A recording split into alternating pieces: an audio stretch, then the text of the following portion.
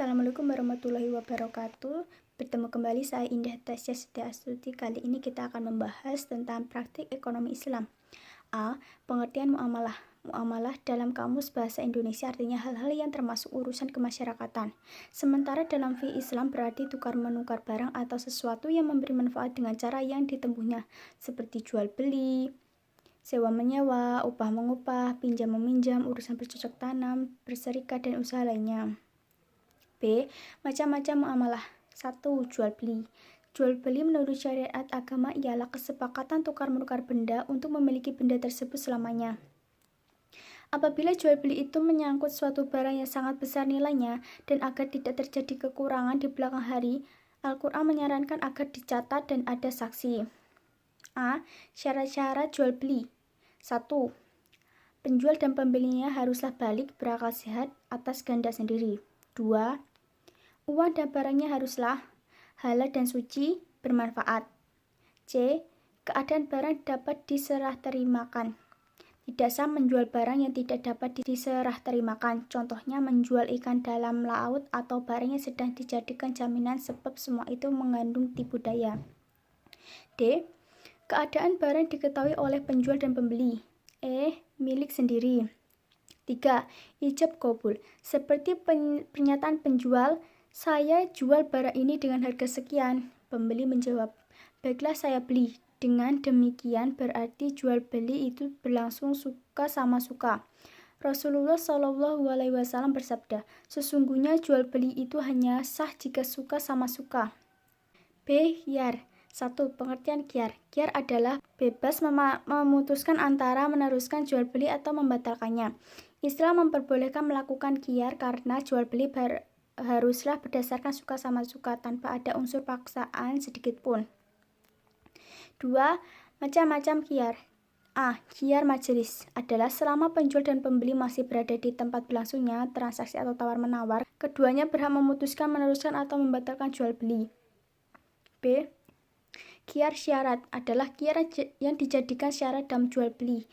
Misal penjual mengatakan saya jual barang ini dengan harga sekian dengan syarat khiyar 3 hari. Maksudnya penjual memberi batas waktu kepada pembeli untuk memutuskan jadi tidaknya pembelian tersebut dalam waktu 3 hari. Apabila pembeli mengiyakan status barang tersebut sementara waktu dalam masa khiyar tidak ada pemiliknya, artinya si penjual tidak berhak menawarkan kepada orang lain. Namun jika akhirnya pembeli memutuskan tidak jadi, barang tersebut menjadi hak penjual kembali.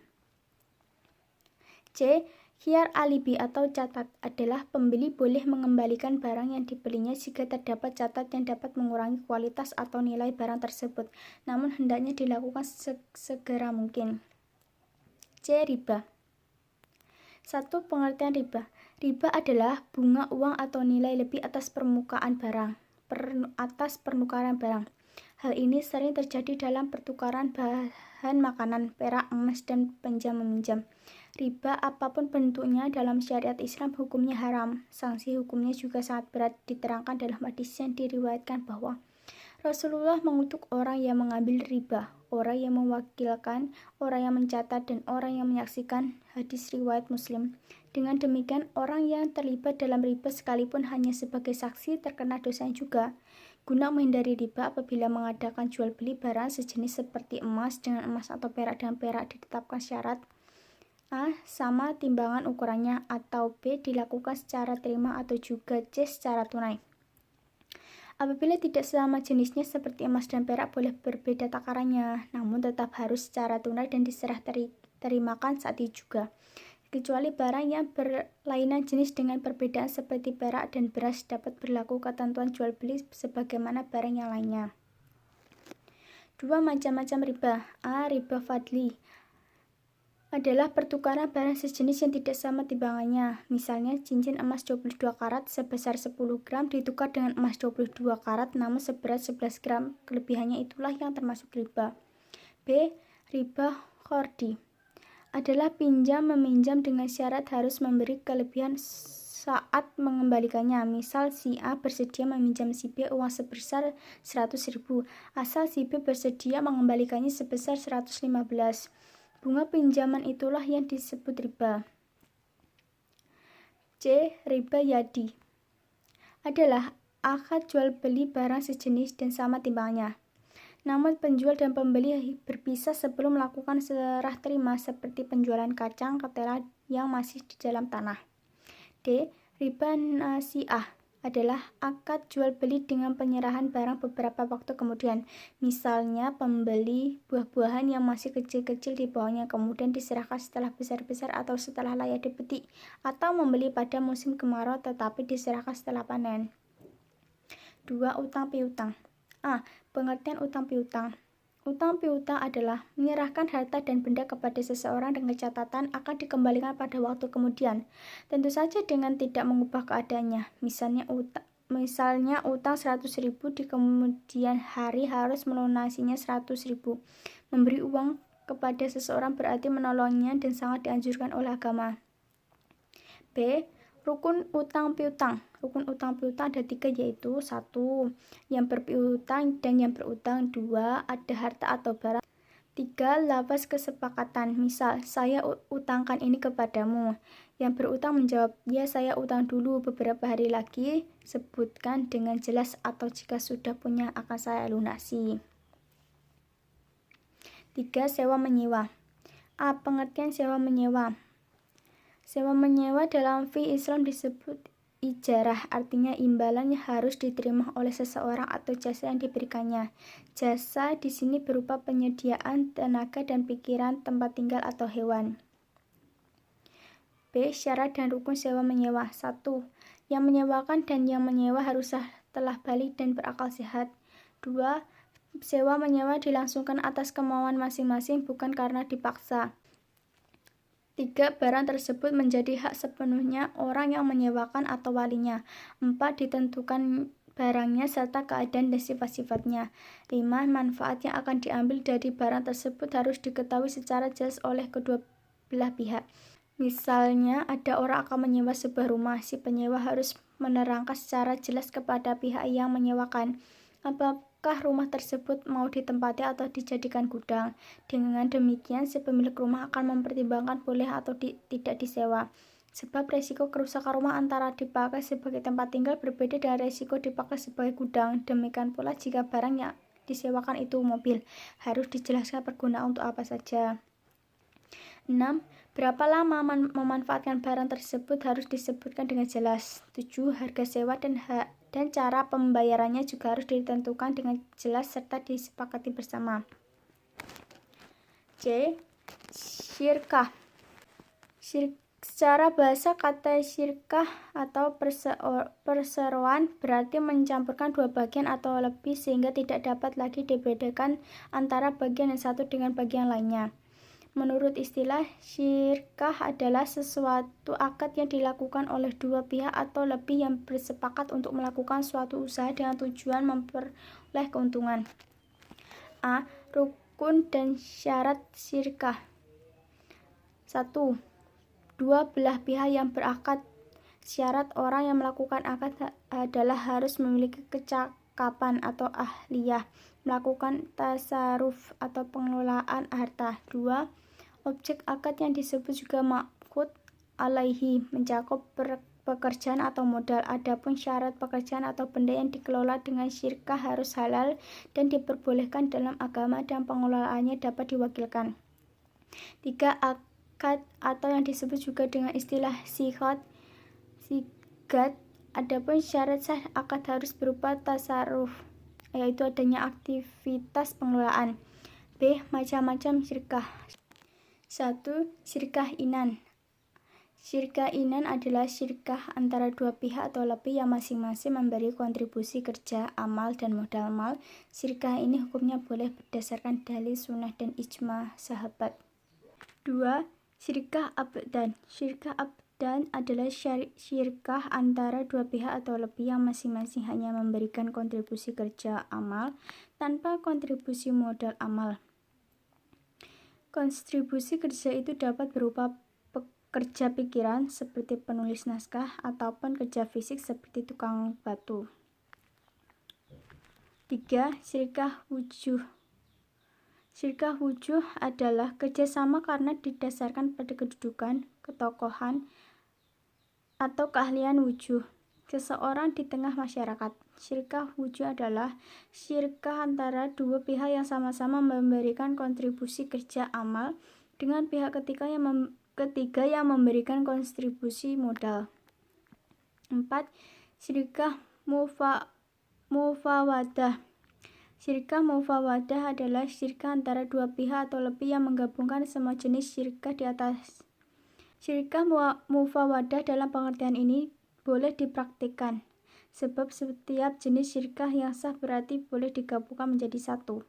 Keuntungan yang diperoleh dibagi sesuai dengan kesepakatan, sedangkan kerugian ditanggung sesuai dengan jenis syirkahnya, yaitu ditanggung oleh para pemodal sesuai porsi modal jika berupa syirkah inan, atau ditanggung pemodal saja jika berupa mufawadah, atau ditanggung mitra-mitra usaha berdasarkan persentase barang dagangan yang dimiliki jika berupa syirkah wujuh.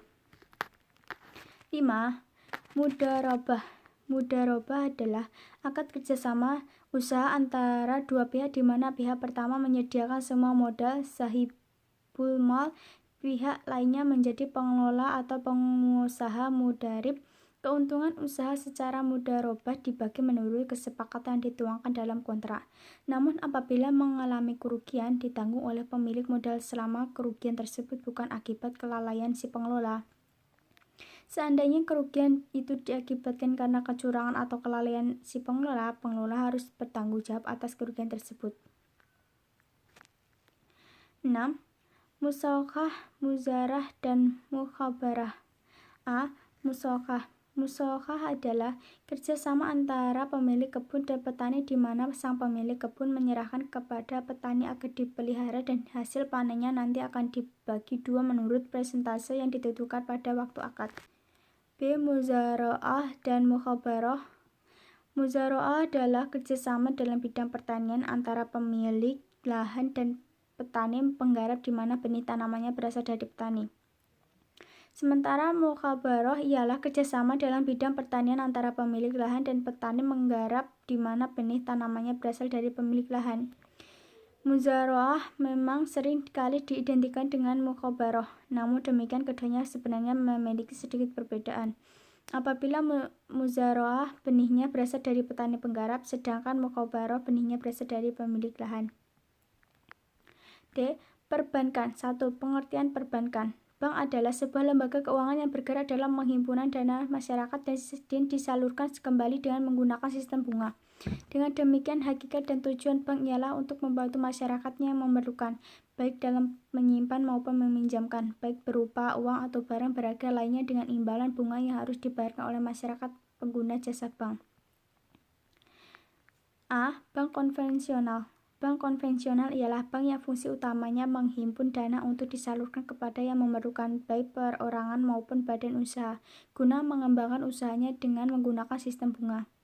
B. Bank Islam atau Bank Syariah. Bank Islam atau Bank Syariah ialah bank yang menjalankan operasinya menurut syariat Islam.